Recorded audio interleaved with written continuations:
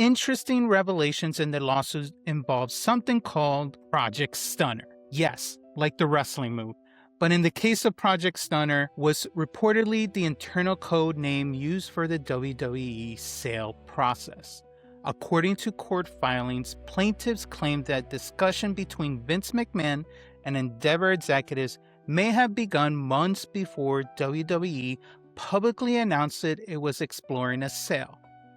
There was an alleged meeting in December 2022 involving Vince McMahon, Nick Khan, Stephanie McMahon, and Endeavor executives, including CEO Emanuel. This meeting reportedly happened weeks before McMahon used his controlling voting power to return to the WWE's board. Plaintiffs argued this suggests the merger may have been developing earlier than investors realized. The lawsuit also claims that some executives discussed the deal using Signal, an encrypted messaging app where messages can automatically disappear. So it's not about not having anything to hide. It's about having something to say. Signal, it's been expertly designed to not know anything about anything you do. Protect your They have asked the court to assume that the missing communications may have been damaging to the defendant's case. The defendants strongly denied those accusations, and the court will ultimately decide how those claims should be interpreted.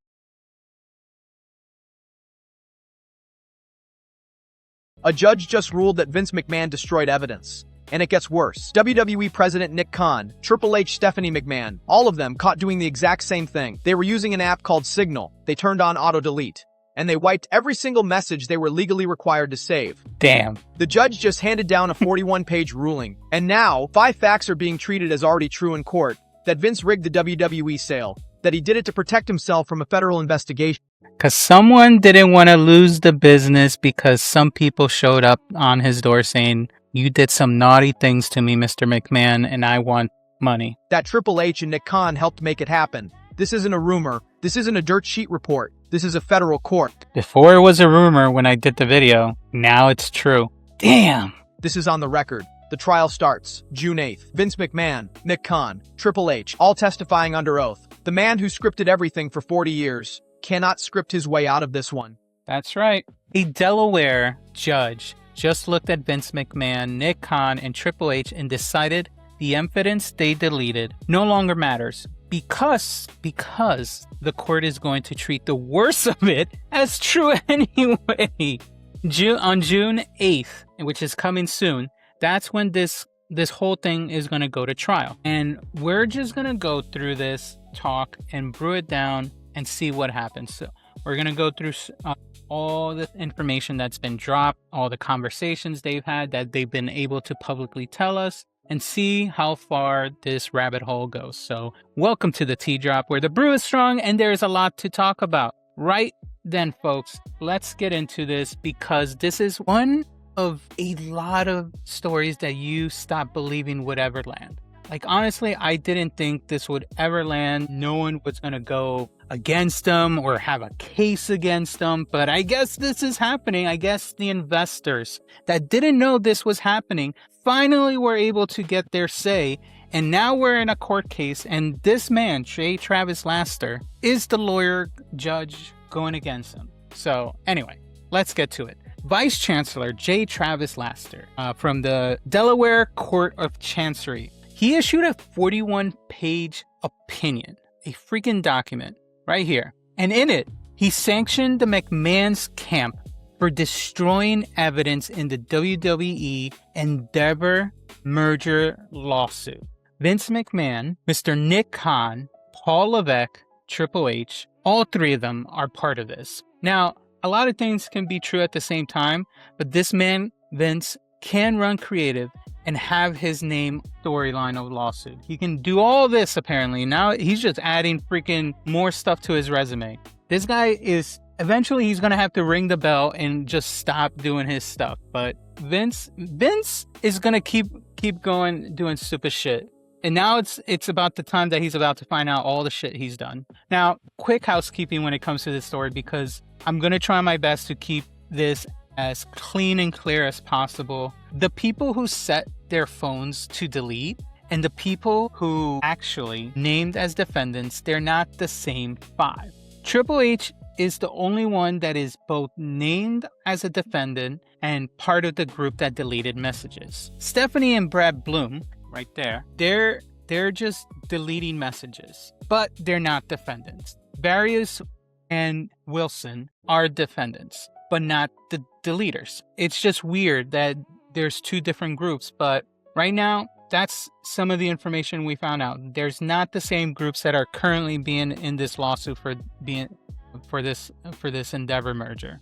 But here's where we're going in regarding this. 1 was sanction for this kind of spoliation, what that actually means and why it's worse than a slap on the wrist. Number 2, we're going to go over the 5 facts the court will now presume are true going into trial on June 8th. And then 3, apparently there was a voicemail involved. Like, there's a voicemail, folks. And once we talk about it, because I couldn't find the recording, but I got the transcript of it, deleting everything else suddenly makes sense. And then the 4th thing we're going to talk about is what June 8th actually potentially will decide. So let's go into it. Let's go with part 1 and what did they actually do? And first, let's look up spoliation. So spoliation is a term that is the intentional or negligent altercation, destruction, hiding, or loss of evidence relevant to a legal dispute. Basically, you're purposely, with intent, deleting things that will be used in a court case or any evidence. So when you know a lawsuit is coming or it's already here, you have a legal duty to preserve all communications. You got to preserve all this because otherwise if they find out, you're even in worse crap than you are already. WWE's own legal department sent formal hold notices, which I covered in my previous video, that in writing, they sent an email for Vince and all his team in writing to keep your messages. And this group of 3 that were running Signal, which is an encrypted app between messages. So think about it as a messaging service. You send messages, it keeps it encrypted. Unlike your regular text messages, those aren't encrypted. So if you guys have stuff hiding, you better start using an encrypted system. WhatsApp, I believe, is also encrypted for the most part. But then what this app also has, it has an auto delete function, which within a few hours, it's gone. Your messages are all gone after you have a conversation, and that's by design. So although they told them not to do it, they did it anyway. And here's the part that drives me crazy. Vince said it himself in a deposition that he was always told about the Signal. It's good for business because no one can trace you. Why would you say that in a sworn testimony, Vince? Now you're just giving them more receipts to hold against you in a court.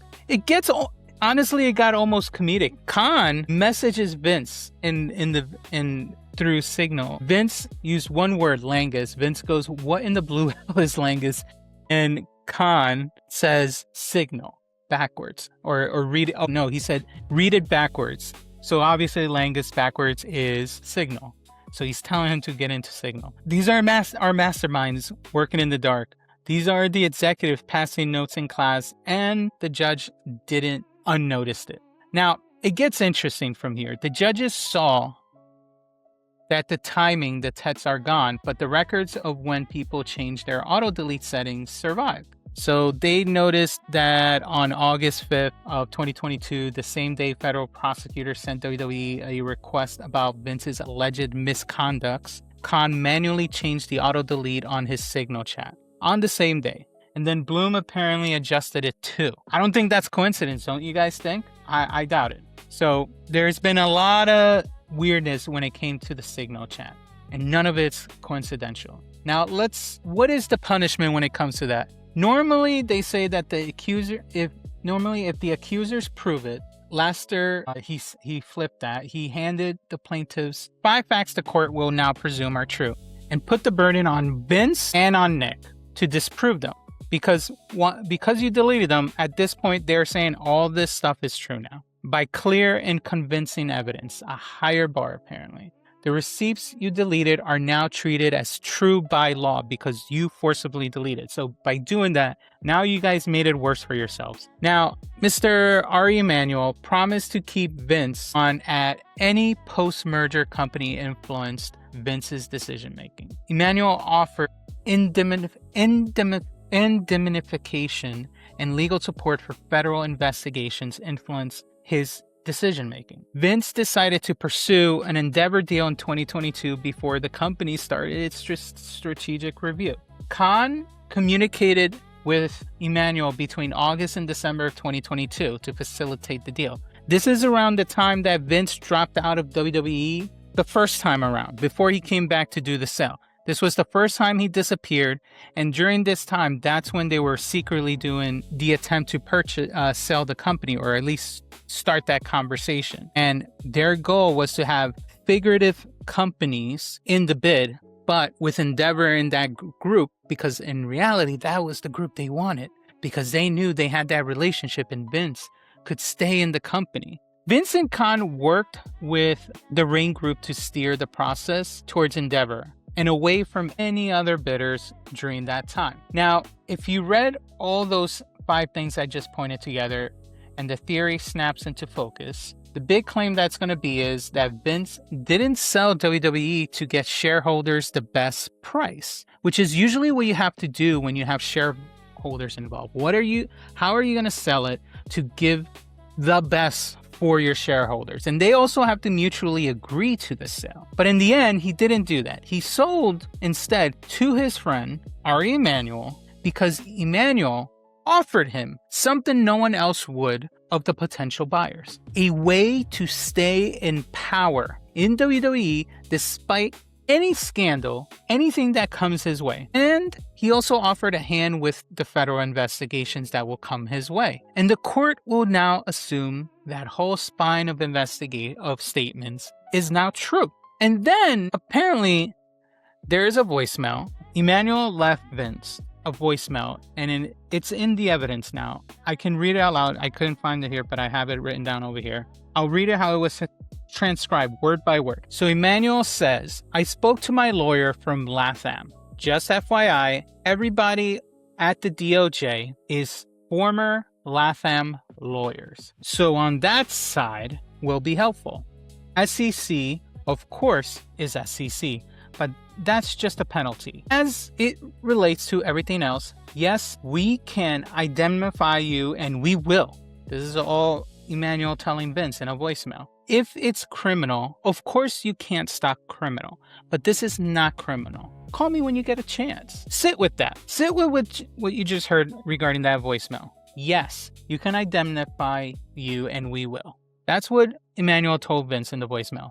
And the same firm, Latham and Watkins, apparently, now defending the other defendants in this very case. What's going on, Laura? Now, in fairness, Emanuel testified that Vince was not ultimately indemnified. That's his position on the table, too. But when it comes to this, my take is when that message is in the evidence, you understand why somebody might want to rest on of the conversations to disappear. I mean, a lot of things can be true at the same time, but anyway, I want to hear from you guys. Let's see. Drop it in this chat. Did you ever think honestly that this lawsuit would ever get this serious? We got deleted evidence, sanctions. Facts at this point, because they were deleted, are presumed true. All part of the case. Or did you honestly assume it'd get quietly settled and buried? Let me know in the comments, and we'll keep going with this story. Now, straight with you guys, let's be straight. This sanction is not a guilty finding. Laster said it himself. It's the defendants that they have to support at this point, or let's put better off. Sorry, these defendants, all these named defendants, still get to make their case and try to overcome these presumptions. The trial runs June 8th through the 12th. Right around World Cup and the NBA Finals. Great, guys. 5 days where the McMahon side has to do their near impossible task to, at this point, disprove 5 facts that they have on them by clear and convincing evidence, though, with their own messages deleted and a voicemail like that on the record at this point. And what's going to after reading all this, what stays with me is that Nick Khan built this whole time. All we've seen with him, when it comes to Nick Khan, the way he goes about business, the way he presents himself this whole time since he's become a public figure, a actual figure in WWE since Vince has been quietly stepping down. Nick Khan always built a reputation, it seemed, when it came to control, on control itself. He was a deal maker. He had this he was always, it felt like he was 3 steps ahead of everyone. And it's the same control spearheading an app set to erase their receipts that he probably knew ahead of time that some courtroom would turn it into his biggest liability. And how does this probably one of the smartest guys out of this whole group, how does this guy in the room somehow leaves a paper trail of deletions? He tried to delete them, but somehow they were able to find a trace that they deleted it. Man, thank you for the subscription. Much appreciated. I don't know, man. Like, I'm curious. I hope this case is public. That's all I hope, because we're going to cover every minute of it in the best way I can. I'm not the perfect long court case type of talker, but it is something we should talk about. Oh, thank you for the 1-month membership. Much appreciated. Shout out to you, Laura. Now, for the record, every defendant has denied the central allegations. They're entitled to their defense. And June 8th is where they mount it. We'll be covering it as much as we can. And we'll see what facts are reported and how they're going to decide it. And then as we go through it, we'll see what everyone here's opinion is on this case. Anyway, let me know your thoughts about this case. As always, if the tea hit right, hit the like and subscribe, and I'll see you on the next video.